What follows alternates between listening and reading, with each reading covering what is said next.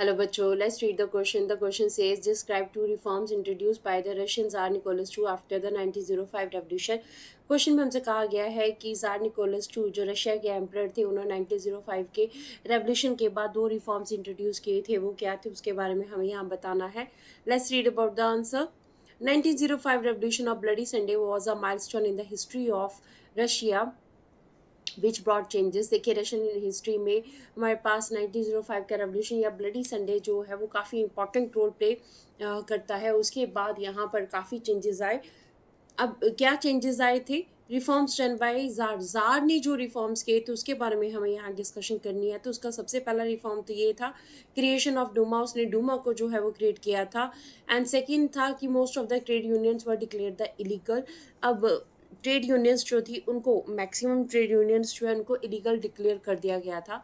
सबसे पहले creation of Duma की बात करें तो during 1905 revolution czar allowed the creation of an elected Duma. Duma यानी कि रशियन पार्लियामेंट जो उसकी अप्रूवल दे दी थी हमारे पास जार ने 1905 के रेवोल्यूशन के बाद, जो कि मेन डिमांड थी उस टाइम के ऊपर रेवोल्यूशन की, which was dismissed in 75 days. देखिए उसने डूमा बना तो दी, पर 75 डेज के अंदर अंदर उसको डिसमिस भी कर दिया क्योंकि वो अपने ऊपर किसी तरह की भी जो है वो अथॉरिटी नहीं चाहता था. सो आफ्टर दैट ही री elected the second Duma in the 3 months. अब क्या हुआ, एक बार तो उसने डिसमिस कर दी, पर उसके बाद उसको ऐसे लगा कि नहीं, अगर मैं इसको दोबारा से री इलेक्ट नहीं करूँगा तो ये मेरे लिए प्रॉब्लम क्रिएट हो सकती है, फिर से रेवोल्यूशन हो सकता है. इसलिए उसने री इलेक्ट किया सेकेंड डूमा को 3 months के अंडर. अब जो सेकेंड डूमा बनाई गई थी उसमें उसने मैक्सिमम जो है वो कोशिश की कि कंजर्वेटिव पॉलिटिशियंस जो हैं उनको ऐड ऑन किया जाए और जो लिबरल रेवोल्यूशनरीज थे उनको इस डूमा से बाहर ही रखा गया सो दैट रेवोल्यूशन का चांस ना रह सके.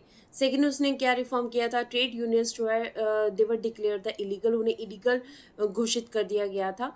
There were many factory committees form by the factory workers. बहुत सारी कमेटीज जो है फैक्ट्री वर्कर्स के द्वारा बनाई गई थी.